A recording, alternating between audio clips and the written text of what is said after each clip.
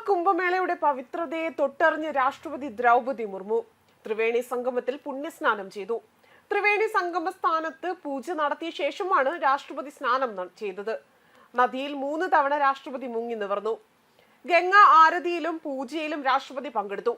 അക്ഷവൃത്, ഹനുമാൻ മന്ദിർ എന്നിവിടങ്ങളിൽ ദർശനം നടത്തിയ ശേഷം ഡിജിറ്റൽ കുംഭ് അനുഭവ സെന്ററിൽ സന്ദർശനവും നടത്തുമെന്നും അറിയിച്ചിട്ടുണ്ട്. രാവിലെ 10:45 രാഷ്ട്രപതി മഹാകുംഭമേള നടക്കുന്ന പ്രയാഗ്രാജിലെത്തിയത്.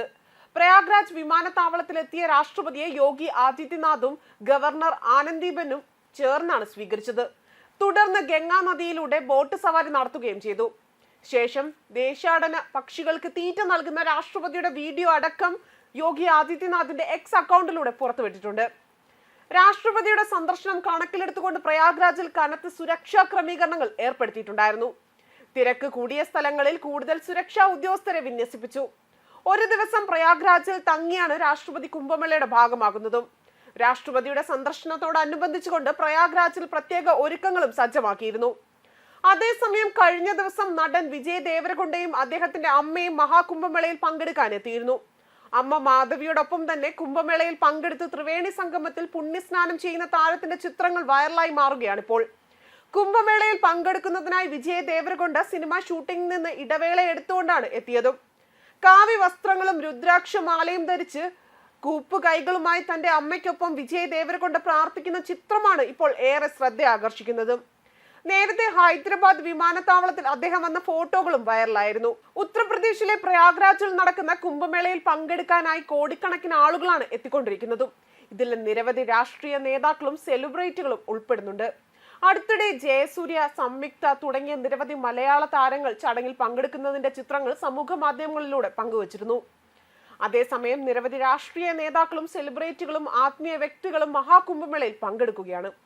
ഉപരാഷ്ട്രപതി ജഗദീപ് ധൻകർ, പ്രധാനമന്ത്രി നരേന്ദ്രമോദി, ആഭ്യന്തരമന്ത്രി അമിത്ഷാ, ഉത്തർപ്രദേശ് മുഖ്യമന്ത്രി യോഗി ആദിത്യനാഥ് എന്നിവർ പങ്കെടുത്തിരുന്നു. വിവിധ സ്ഥലങ്ങളിലെ ഗവർണർമാർ, ഭൂട്ടാൻ രാജാവ് പോലുള്ള അന്താരാഷ്ട്ര നേതാക്കൾ, നേപ്പാളിലെ ഒരു MP എന്നിവർ കുംഭമേളയിൽ പങ്കെടുത്തിരുന്നു. പ്രതിപക്ഷ നേതാക്കളും വിവിധ മേഖലകളിൽ നിന്നുള്ള സെലിബ്രിറ്റികളും പുണ്യചടങ്ങിൽ പങ്കുചേരുകയാണ്. ഹേമ മാലിനി, അനുപം ഖേർ, ഭാഗ്യശ്രീ തുടങ്ങിയ ബോളിവുഡ് താരങ്ങളും സൈന നെഹ്വാൾ, സുരേഷ് റെഡ്, അന്താരാഷ്ട്ര ഗുസ്തി താരം ഖാലി തുടങ്ങിയ കായിക താരങ്ങളും പുണ്യചടങ്ങിൽ പങ്കെടുത്തു. പ്രശസ്ത കവി കുമാർ വിശ്വാസ്, മറ്റു പ്രമുഖ വ്യക്തികൾ എന്നിവരും ഈ ആത്മീയ സമ്മേളനത്തിന്റെ ഭാഗമായിട്ടുണ്ട്. പൗഷ് പൗർണമിയായ ജനുവരി 13 കുംഭമേള ആരംഭിച്ചത്.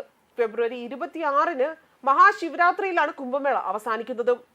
ഉത്തർപ്രദേശിലെ പ്രയാഗ്രാജിൽ ഗംഗ, യമുന, അതുപോലെ തന്നെ പുരാണ, സരസ്വതി എന്നിവരുടെ സംഗമസ്ഥാനമായ ത്രിവേണി സംഗമത്തിൽ ഏകദേശം 400 ദശലക്ഷം ഭക്തർ പുണ്യസ്നാനം നടത്തിയെന്നാണ് റിപ്പോർട്ടുകൾ പുറത്തുവരുന്നത്.